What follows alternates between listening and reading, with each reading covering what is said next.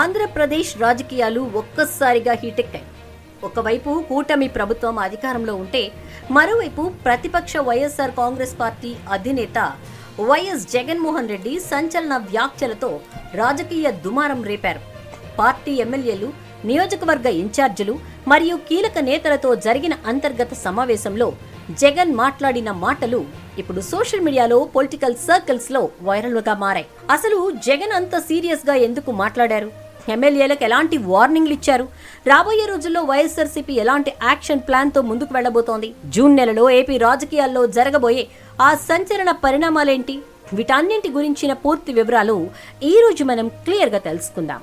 వీడియోని ఎక్కడా స్కిప్ చేయకుండా చివరి వరకు చూడండి. వైఎస్ జగన్మోహన్ రెడ్డి పార్టీ శ్రేణులకు జూన్ 4 నుండి జూన్ 12 వరకు ఒక పక్కా యాక్షన్ ప్లాన్ ను డిజైన్ చేసి ఇచ్చారు. చంద్రబాబు నాయుడు నేతృత్వంలోని కూటమి ప్రభుత్వం అధికారంలోకి వచ్చిన ఈ కాలంలో వారిచ్చిన హామీలను, మేనిఫెస్టోను ఏ రకంగా గాలి కుదిలేశారో ప్రజల్లోకి తీసుకెళ్లడమే ఈ నిరసనల ముఖ్య ఉద్దేశ్యం. ఎన్నికల ముందు చంద్రబాబు నాయుడు, పవన్ కళ్యాణ్ గార్ల ఫోటోలతో కూడిన మేనిఫెస్టో, అడ్వర్టైజ్మెంట్లు, ప్రజలకిచ్చిన బాండ్ పేపర్లు ఇంటర్నెట్ లో అందుబాటులో ఉన్నాయి. వాటిని డౌన్లోడ్ చేసి ప్రింట్లు తీసి రాష్ట్రంలోని ప్రతి మండల కేంద్రంలో 4 గోడల మధ్య కాకుండా బహిరంగంగా నిప్పంటించి నిరసన తెలపాలని జగన్ ఆదేశించారు. నియోజకవర్గ ఇన్ఛార్జీలు ఖచ్చితంగా ఏదో ఒక మండలంలో స్వయంగా పాల్గొనాలి. మిగిలిన మండలాల్లో కార్యకర్తలు ఈ కార్యక్రమాన్ని లీడ్ చేయాలి. నియోజకవర్గ హెడ్ క్వార్టర్స్ లో ఎమ్మెల్యేల వీలును బట్టి ఈ 2 రోజుల్లో ఏదో ఒక రోజు వెన్నుపోటుకు 2 ఏళ్లు అనే అంశంపై టౌన్ హాల్ సదస్సులు నిర్వహించాలి. ఇక్కడ కేవలం పార్టీ నేతలే కాదు, యువకులు, రైతులు, మహిళలు, మేధావులను పిలిపించి చంద్రబాబు ప్రభుత్వం ఇచ్చిన హామీల అమలుపై ఓపెన్ డిస్కషన్ పెట్టాలి. ఒక బుక్లెట్ ద్వారా ప్రభుత్వ వైఫల్యాలను ప్రజల ముందు ఉంచాలి. ఇక ఈ యాక్షన్ ప్లాన్ లో అత్యంత కీలకమైన రోజు జూన్ 12.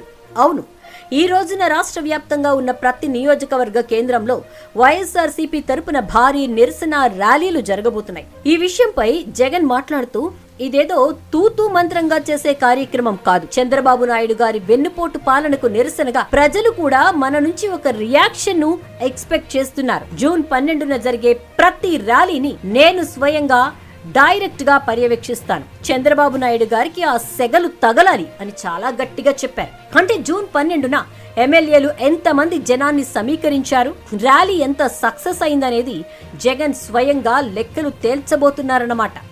సరే, నిరసనల సంగతి పక్కన పెడితే ఈ సమావేశంలో జగన్ చేసిన అత్యంత సంచలన వ్యాఖ్యలు స్థానిక సంస్థల ఎన్నికల గురించే. త్వరలోనే ఆంధ్రప్రదేశ్ లో స్థానిక సంస్థల ఎన్నికలు రాబోతున్నాయి.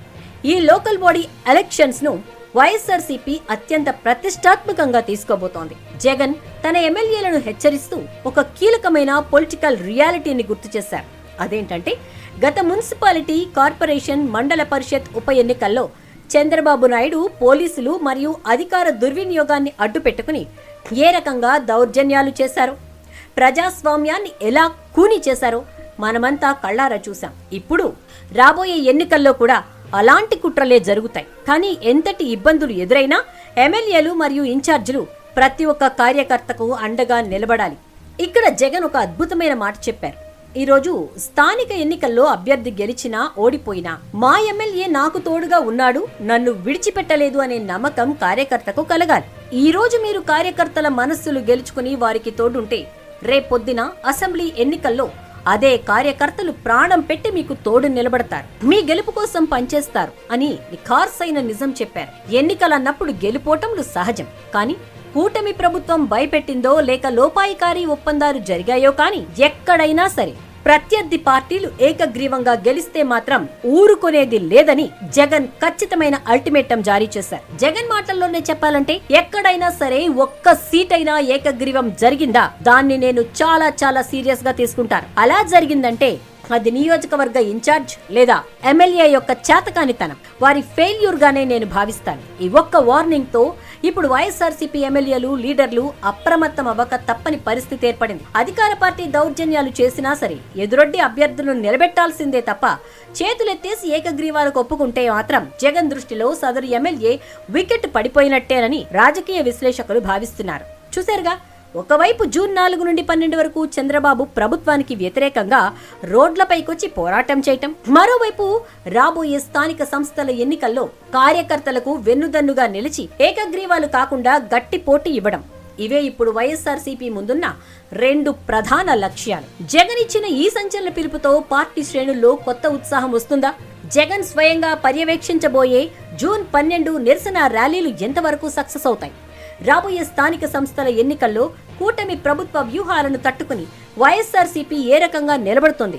మీ అభిప్రాయాన్ని క్రింద కామెంట్ సెక్షన్ లో తప్పకుండా తెలియచేయండి. ఈ వీడియో మీకు నచ్చినట్లయితే లైక్ చేయండి, మీ ఫ్రెండ్స్ తో షేర్ చేయండి.